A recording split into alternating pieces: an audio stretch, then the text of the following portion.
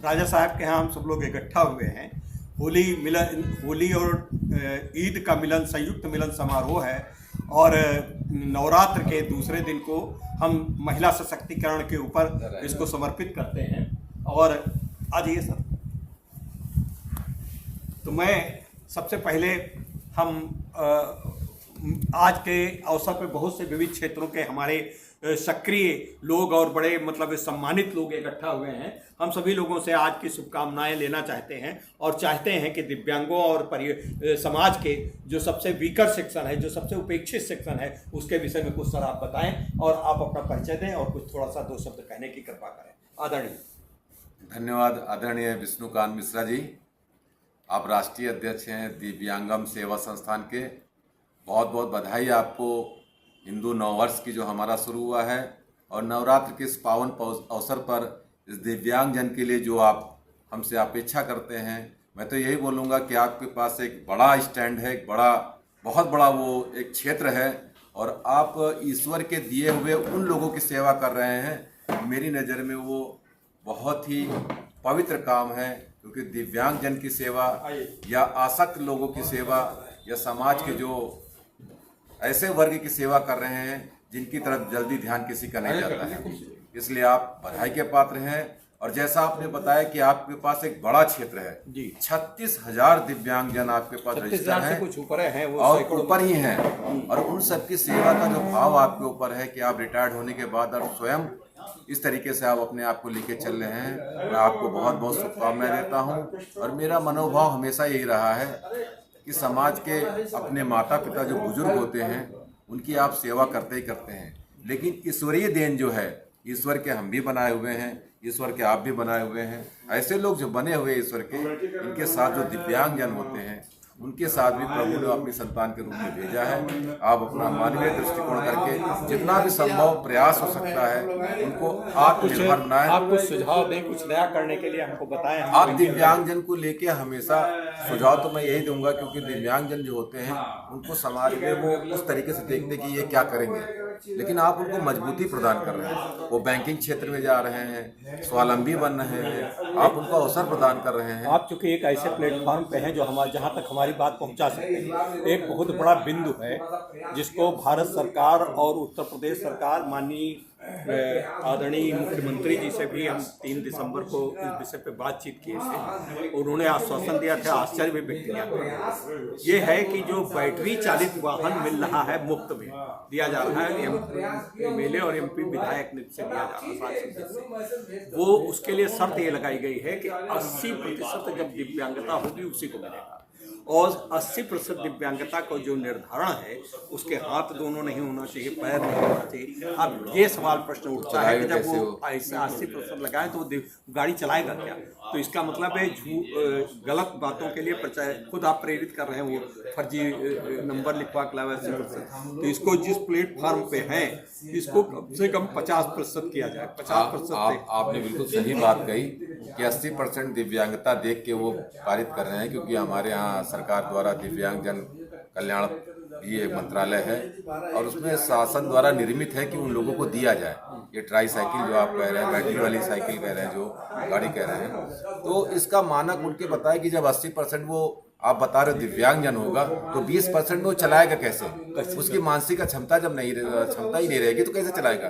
तो उसका मानक ये देख लीजिए, उसके दोनों हाथ में एक हाथ है या एक पैर है या दोनों पैर नहीं दोनों हाथ हैं, कुछ इस तरीके से मानक है, क्योंकि हाथ तो जाहिर सी बात है कि हाथ से हम सारा वर्क करेंगे। इससे महिलाएं बड़ा वंचित हो रही हैं। जो महिलाएं पढ़ने जाती हैं, गांव की लड़कियां हैं, विकलांग हैं, उनको अगर बैटरी वाली मिल जाए तो उनकी उड़ान और तेज हो जाए। मानवीय दृष्टिकोण से आपकी अपनी बिल्कुल सही, आप उसमें काम कर रहे हैं। अपने सुझाव सरकार को जो संबंधित मंत्रालय हैं उनको आप भेजेंगे तो जरूर उस पर आपका विचार किया जाएगा, और मैं आपको शुभकामनाएं देता हूं कि आप जो इस पवित्र कार्य में लगे हुए हैं। लोग जनहित याचिका इसके ऊपर दायर करने की कोशिश कर रहे हैं। नहीं, देखिए, आप जो जनहित याचिका दायर करने के बाद आदेश आता है न्यायालय से, जुडिशरी से, वो भी आपके हित में ही रहेगा, क्योंकि दिव्यांगजन के खिलाफ कोई फैसला जल्दी जाता नहीं, क्योंकि ये एक अच्छा काम है, क्योंकि समाज के वो शोषित वंचित ब्यूरोक्रेट्स जो है अवनीश अवस्थी जी ने बताया कि इसका मैंने जब पहले से ये बन रहा था तो मैंने इसका विरोध किया कि 80% वाली बात न रखी जाए, इसको हम 60% रखना चाहिए। लेकिन 80% पता नहीं किस ब्यूरोक्रेट्स ने इस तरीके का सुझाव दे दिया, वो सब उसी पे हो गया। वही मानक चला रहा, पूरा भारत सरकार का ये आदेश है। उत्तर प्रदेश ये सन 16 का आदेश है, 2016 का, और उसके बाद से 80% वाला चल रहा है। इससे पहले तो बहुत बटी है। और फिर भी आप कुछ बताइए सर अपने विषय में। चलिए, विषय यही है कि हमारा आपका जो ये पवित्र काम है आगे और बढ़ता रहे। मेरी शुभकामनाएं आपको। मैं दीपू जायसवाल, नगर उपाध्यक्ष, भारतीय जनता पार्टी ओबीसी मोर्चा और अखिल भारतीय वैश्य महासम्मेलन लखनऊ महानगर का अध्यक्ष हूँ और उत्तर प्रदेश युवा जायसवाल महासभा का अध्यक्ष हूँ। आपको बहुत बहुत बधाई। आप बताइए सर। सर्वप्रथम आपको भारतीय नववर्ष की हार्दिक शुभकामनाएं। आप बहुत ही अच्छा सराहनीय कार्य कर रहे हैं, क्योंकि मूल्यवान विषय है ये। अब इस विषय पे जो आप अपना कार्य कर रहे हैं, आप आगे बढ़ेंगे, ये हमारी शुभकामनाएं हैं। बाकी जो आपने प्रश्न उठाया है, ये एक सही प्लेटफॉर्म पे सरकार को रखा जाएगा। जैसे 80% इसको घटाने 60% किया, क्योंकि आपकी बातों में तथ्य सही है कि अगर 80% अगर विकलांग स्थिति है तो कैसे वो अपना कार्य को करें। जो भी है ये गलत किया गया है, इस पर हम जो भी उचित होगा आप हमारे इलाके भी सही होगा। मैं आपसे बहुत बहुत धन्यवाद। ईद उल फितर के अवसर पर सभी माननीय लोगों को बुलाया और हमारा रामनवमी का पर्व भी चल रहा, दूसरी रामनवमी का त्यौहार है और इस मुबारक मौके पे दोनों चीज़ों का संगम आप करवा रहे हैं। इसके लिए पहले तो मैं आपको बहुत बहुत बधाई देता हूँ और बहुत बहुत मुबारकबाद देता हूँ सभी लोगों की तरफ से। और आप अपना संदेश, आप तो बहुत काम करते रहे हैं सामाजिक मूल्यों को बढ़ाने के लिए, सामाजिक सुधारों के लिए और अल्पसंख्यकों के लिए भी, सभी के लिए करते रहे। कुछ आज इस विषय पे कोई अवसर ऐसा आज संकल्प लें जो हम लोगों के लिए प्रेरित करे। देखिए, ये कितनी शुभ मुहूर्त है कि एक उपवास की समाप्ति हुई और दूसरा उपवास ने उसका स्वागत किया, फिर से प्रारंभ हो गया। तो ये एक हम लोगों की, हमारे देश की एक गंगा जमनी तहजीब का एक कितना ये एक विशेषता है ये जी।